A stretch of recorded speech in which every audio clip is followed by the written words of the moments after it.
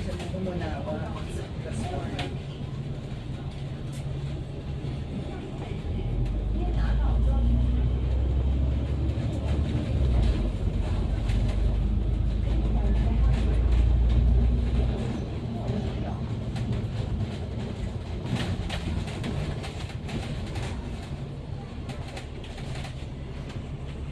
Ano yan? May pagkain na? Bili na luto?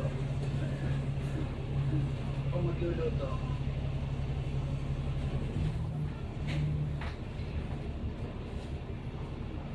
Bakit?